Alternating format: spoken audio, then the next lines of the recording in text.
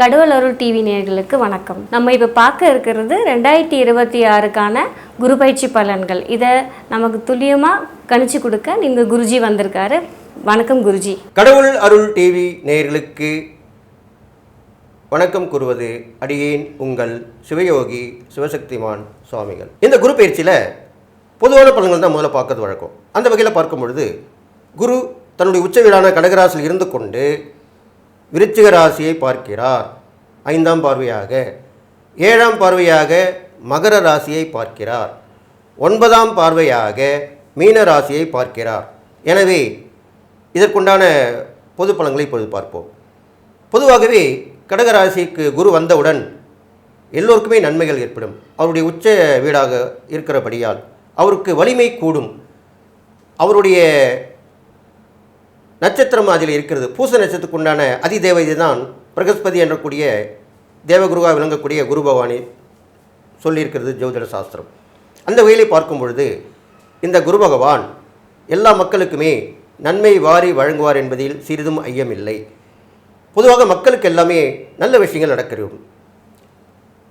குரு பார்க்கக்கூடிய நன்மை என்ற வகையிலே அவர் விருச்சிக ராசியை பார்ப்பதனால் செவ்வாய் வீடாக இருக்கிறபடியால் நம் நாட்டு மக்களுக்கு விவசாயம் செழித்து நல்ல உணவு பண்டங்கள் விலை குறைந்து மழை பொழிந்து நல்லவை நடக்க இருக்கிறது.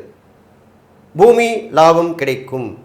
ரியல் எஸ்டேட் தொழில்களுக்காக நல்ல நிலைமை வரப்போகுது. அதில் அவங்க ரொம்ப முன்னேற்றத்தை நோக்கி செல்வார்கள். அதற்கப்புறம் மகர ராசியை பார்ப்பதால் சனி பகவானுடைய ராசியாக சொல்லப்படுவதால் நீதி நேர்மை சத்தியம் தழைத்தோங்கப் போகிறது. குற்றம் செய்தவர்களுக்கு உடனே தண்டனை கிடைத்துவிடும். நீதி நிலைநாட்டப்படும். சட்டத்துறை நல்ல வளர்ச்சி அடையும். இதெல்லாமே நடக்க போகுது. மக்கள் உழைப்பை நம்பி நல்ல வருமானத்தை ஈட்டி தங்களுடைய வாழ்வாதாரத்தை பெருக்கிக் கொள்வார்கள். இது இல்லாமல் அந்த சனி பகவானுடைய ஆதிக்கமாக இருக்கிறபடியால்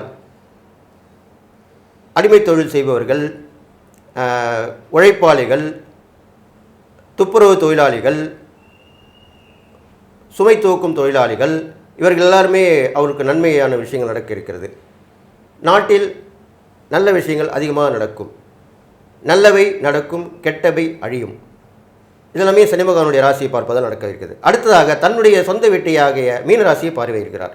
மீனராசியை பார்வையிடும் பொழுது 9ஆம் பார்வையை பார்வையிடுகிறார். அப்பொழுது மக்களுக்கு நல்ல வளர்ச்சிகள் ஏற்படும். அரசாங்கம் நல்ல வளர்ச்சி திட்டங்களை ஏற்படுத்தி மக்களுக்கு நிறைய சலுகைகளை வாரி வழங்குவார்கள்.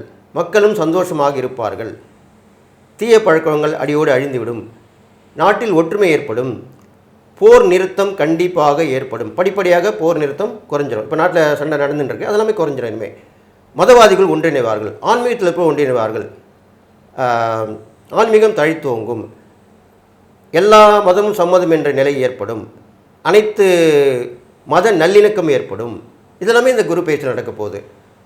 இது இல்லாமல் இயற்கை பேரிடர்கள் என்று சொல்லும் பொழுது அதிகமான மழை, அதிகமான வெயில், அதிகமான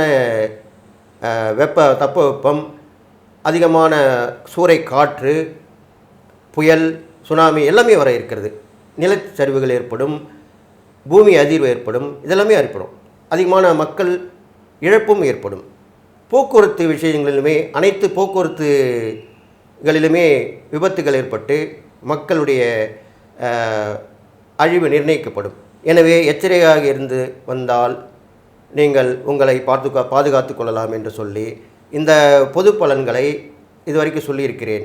இனி அடுத்ததாக 12 ராசிகளுக்கு உண்டான பலனை பார்க்க இருக்கிறோம். கணவன் மனைவி பிரச்சனை தீர, பிரிந்தவர்கள் ஒன்று சேர, தகாத உறவில் இருந்து விடுபட, செய்வினை செயலை திசை திருப்பி விட, வழக்கில் வெற்றியடைய, வியாபாரத்தில் முன்னேற்றம் பெற, எதிரிகளை உதிரிகளாக்க, பணம் பொன் பொருள் சேர 11 நாட்களில் உங்களது அனைத்து பிரச்சனைகளையும் கேரள முறையில் பிரசன்னமாக பார்த்து சரி செய்யப்படும். 20 ஆண்டுகளுக்கும் மேலான அனுபவம். அனைத்து நாடுகள் புகழ்பெற்ற கூகுள் ஜெயா டிவி புகழ் மேல்மருவத்தூர் ஞானகுரு அவர்கள் உங்களது அனைத்து பிரச்சனைகளுக்கும் தீர்வு அளிப்பார். இன்றைய தொடர்பு கொள்ளுங்கள் 9500219209. விருச்சிக ராசி நேயர்களே, உங்களுக்குண்டான குரு பயிற்சி பலன் தான் சொல்ல போகிறேன். இதனால் வரைக்கும் குரு பகவான் உங்கள் ராசிக்கு நன்மை தான் செய்து கொண்டிருந்தார். ஆனால் உங்களுடைய ராசியை இப்போ குரு பகவான் பார்க்க போகிறார். இதை நீங்கள் கண்டிப்பாக மனசில் வைக்கணும். அதனால் நல்ல விஷயம் நடக்கும்.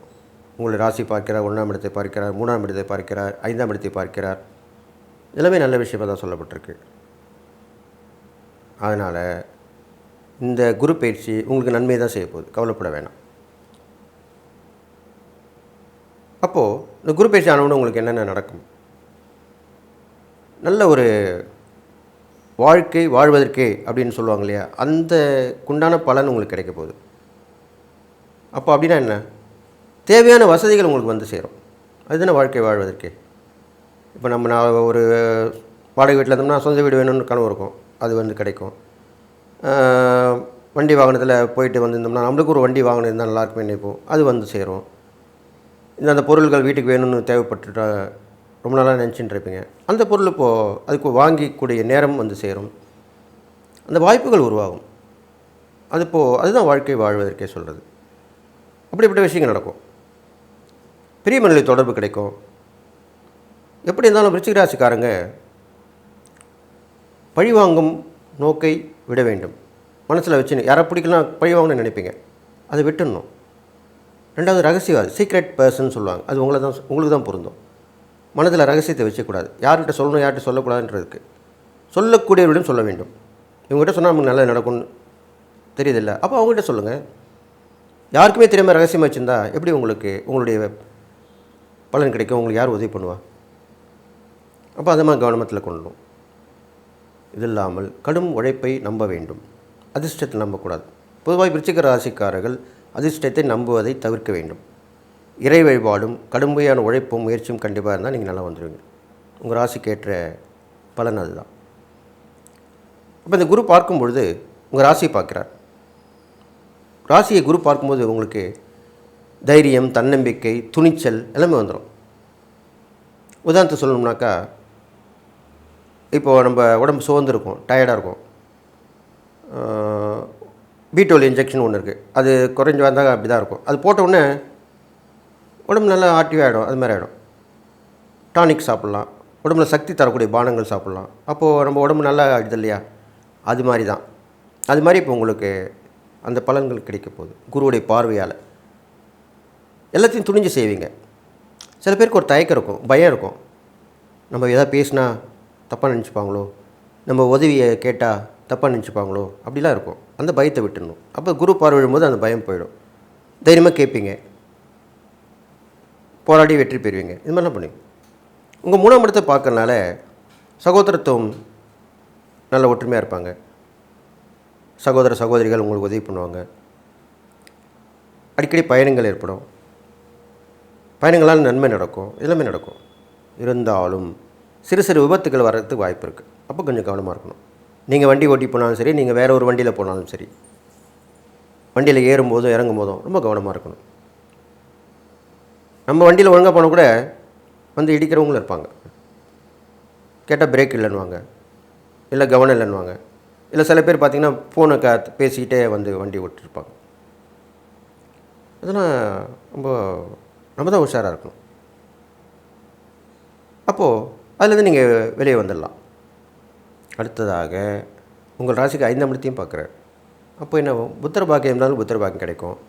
புத்திரம் இருக்கிறவங்க, புத்திரன் புத்திரி சொல்கிறோம் இல்லையா, ஆண் பிள்ளை பெண் பிள்ளை, அவங்களுடைய